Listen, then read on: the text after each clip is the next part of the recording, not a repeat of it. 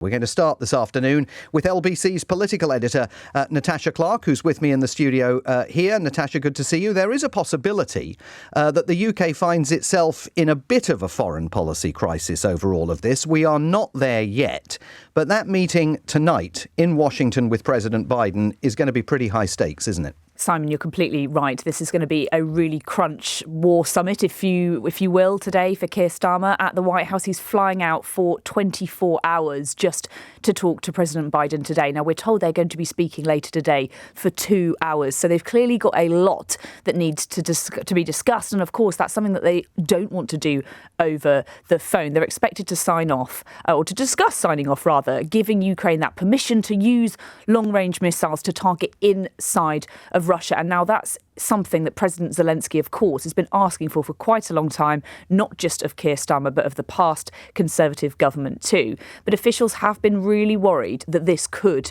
in Putin's eyes anyway, risk escalating the war. And obviously last night we heard that warning from President Putin. He knows exactly what he's doing on the eve of these discussions between Starmer and Biden. But this morning, LBC's been speaking to senior defence sources. They think that Putin is unlikely to hit back at Britain in the West if this is something that they do sign off in the next 24 to 48 hours. LBC's been told that Mr. Putin already considers himself at war with the West, that his depleted missile supplies are a big problem. Of course, the army as well, entirely focused on Ukraine. They say that this means they're unable to have any real credible threat in response to the use of Storm Shadow missiles. One source also said Russia is significantly lacking in power compared to NATO allies. So they're unlikely to be able to retaliate in the way that President Putin is threatening. Major General Tim Cross has been speaking to LBC earlier today. He says that Putin already sees themselves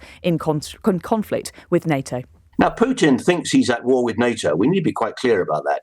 And he has used a lot of rhetoric over the years and the last few months to suggest that he can do everything from, using things like the grey zone warfare, cyber attacks and so forth, up to and including the threat of tactical nuclear weapons. So, they do have to take this seriously. But I do think in the end, they will give Ukraine the ability to strike. We have got to give Ukraine the ability to strike deep into Russia. So that's what Biden and Starmer, of course, weighing up today. And like you said, will there be any form of threat or retaliation of a threat for Brits on the streets, whether that means a Novichok poisoning like we saw the Salisbury attack in 2017, whether it means sort of, like I say, targeting undersea cables, whether it means cyber attacks, which we are arguably already seeing. Could this have a direct effect on people here in the UK and the US? That's what Keir Starmer and President Biden will be weighing up as they make this crucial decision today. And Natasha, there is one possible outcome of this meeting that could see Britain essentially being used by the Americans as a bit of a stalking horse here. It is possible that the Americans and Keir Starmer would discuss the restraints with regard to the Storm Shadow missiles provided by the UK being lifted so that Ukraine could use those potentially to attack Russian territory, but making no similar changes in arrangements for US-provided weaponry that is headed to Kyiv. And that would really up the ante for the UK. I mean, I don't want to go too far down the road of speculation, but there is a danger here that Britain suddenly finds itself on the front lines of a confrontation with Vladimir Putin, looking over its shoulder, also saying, where are the Americans?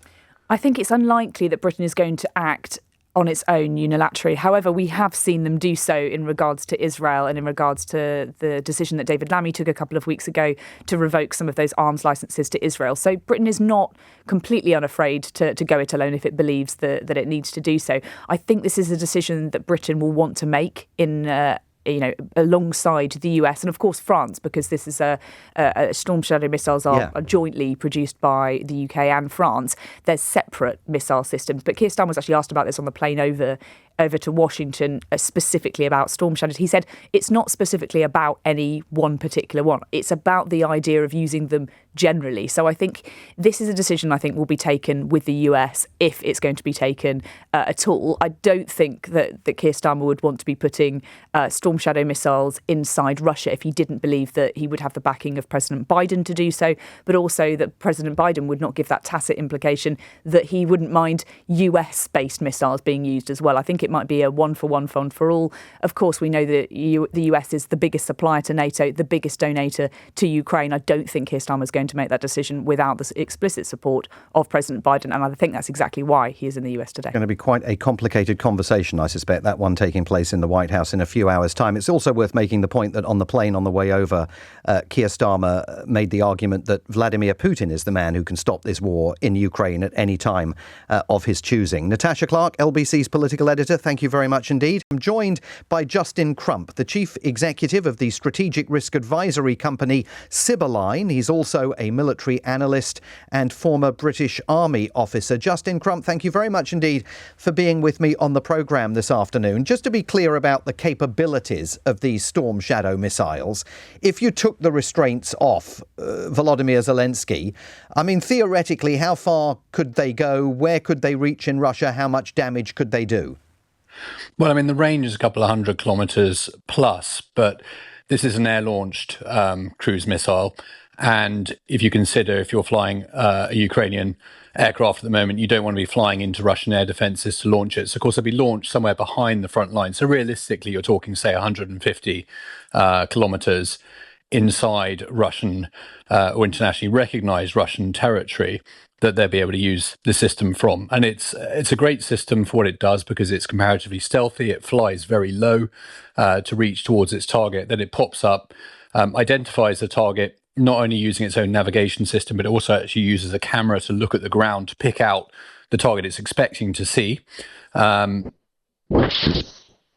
For a couple of reasons, one of which to make sure it's in the right place, and secondly, of course, with that idea that you don't want rogue missiles, certainly Western design rogue missiles, striking the wrong target. So it would actually even self-destruct if it can't identify the target. But otherwise, it can strike and cause quite a lot of damage to military targets, particularly hardened sites, so very heavily protected sites such as ammunition depots, infrastructure, airfields and things like that. It's specifically designed to target that sort of infrastructure in a major conflict. So huge advantage to Ukraine being able to use that against targets inside Russia, because at the moment Russia's flying its own aircraft from within internationally recognised Russian territory where Ukraine can't really strike at it with the weapons we've given them. They're having to improvise weapons. They're improvising drones. They're building things almost in garages to try and take the fight to the Russians, and particularly the Russian Air Force and Russian infrastructure. But otherwise, it's a pretty safe area right on Ukraine's border for Russia to mount its operations from without risk or fear of harassment. And Justin, who does the actual launching? I mean, who's pressing the button? Who's making it all happen?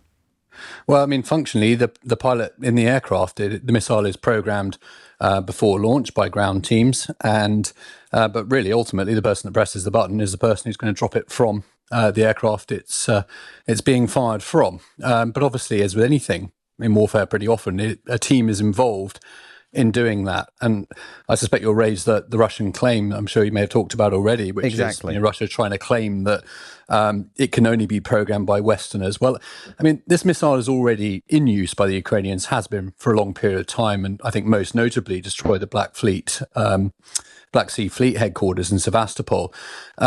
So again, I think that the Russians are highlighting and stating this thing because they're trying to up the stakes around the supply of this system because they are afraid of it. And they are afraid of the Western systems being used against them. And we're talking a lot about the Storm Shadow missiles, but the Americans also have provided missiles that have restraints on them and will come under similar pressure, is already coming under similar pressure from Volodymyr Zelensky to give the Ukrainians the green light to use them.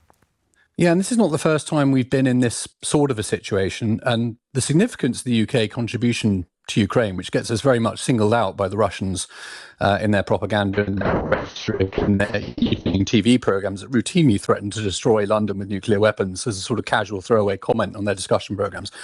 The reason for that is we've led early with a number of things. So the supply of tanks, for example, with the first nation to give main battle tanks. There was the same debate about that, if you remember, a year and a half, 2 years ago. Exactly. And it's not just what we give, it's what it opens up. So we've been here before. The read at the moment is the Americans won't allow their system to be used, but will allow the UK and others to say it's okay for ours to be, which kind of offers a testing of the water, and it kind of forces Russia to play its card on whether this is a red line for them or not. And I think most people's thinking is they say this every time, and Russia has limited options to respond to this.